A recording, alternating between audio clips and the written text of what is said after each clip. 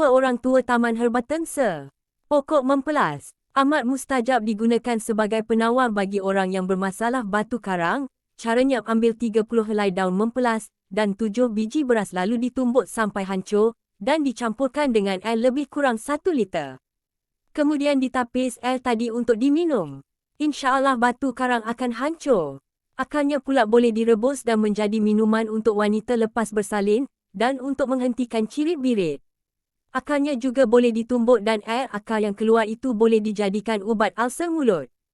Kegunaan daunnya pula ditumbuk dan dilekat ke atas bisul untuk mempercepatkan bisul itu masak dan pecah. Selain itu akar dan daun ditumbuk untuk mengubati atau menghisap bisa patukan ular.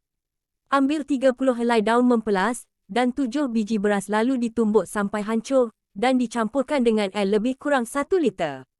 Kemudian ditapis air tadi untuk diminum. InsyaAllah batu karang akan hancur. Daunnya yang kesat digunakan oleh masyarakat Melayu sebagai bahan untuk melicinkan ukiran atau hasil kraf tangan sebelum kewujudan kertas pasir. Daun ini berfungsi seperti kertas pasir. Ada juga masyarakat zaman dahulu yang menggunakan daun ini untuk melicinkan kuku. Serbuk yang dihasilkan dari daun mempelas kering boleh digunakan untuk merawat radang paru-paru. Pokok ini juga boleh menghasilkan salap untuk meredakan selesema. Daunnya yang dilumatkan pula boleh digunakan untuk merawat sengatan serangga yang berbisa. Air rebusan daripada akar mempelas yang matang atau tua boleh merawat darah tinggi. Buah mempelas yang masam boleh dijadikan cuka untuk masakan. Batangnya yang panjang dan agak kuat juga boleh dijadikan tali. Pada era sebelum adanya dapur gas, kayu api dari dahan pokok getah yang kering sering diikat menggunakan tali daripada pokok mempelas ini kerana kekuatannya. Jika dipotong akarnya yang menjalar itu, tumbuhan herba ini akan mengeluarkan air. Airnya itu boleh diminum, kecuali jika akar mempelas ini tumbuh pada kawasan tanah atau tumbuhan beracun.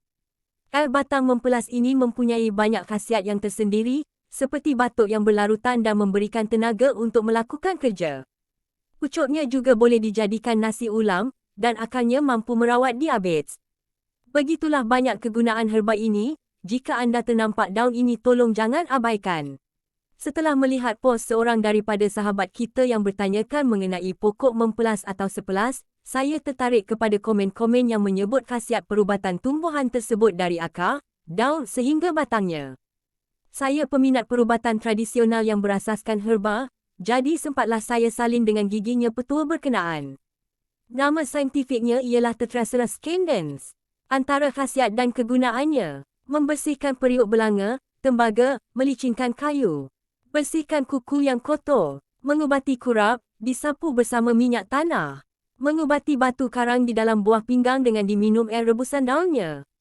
Memegang belut semasa disiang. Pucuknya ubat buasir, sakit sendi. Air batangnya diminum untuk mengubati asma. Cuci kulit siput dan kerang. Ubat kencing manis, darah tinggi dengan air daun yang diblend. Letak dalam nasi ulam. Buang lumpur dari siput sedut dengan diramas daunnya untuk dibuat cucian. Akar untuk membersihkan pundi kencing dan buah pinggang. Digunakan untuk memeram buah ciku, sebab daun mempelas bersifat panas. Ubat gastrik dan demam, diminum air batangnya. Lilit pada pokok yang tidak berbuah supaya berbuah. Yang paling menarik petua untuk mengelakkan kecederaan, ketika kaki tergesa pada batang pokok mempelas, membuat bunyi seperti suara kerbau. Mungkin ada yang tertinggal, tolong tambah. Di samping itu, kalau dilihat di dalam website berkenaan tumbuhan ini, banyak lagi khasiatnya. Di Indonesia pucuknya digunakan untuk mengubati gigitan ular. Di Vietnam akarnya digunakan sebagai ubat gout. Saintifik ialah hasil daripada kajian yang berulang-ulang, jadi sekiranya petua menggunakan pokok sempelas ini telah melahirkan kesan yang sama pada setiap kali menggunakannya, maka itu bererti terbukti secara saintifik.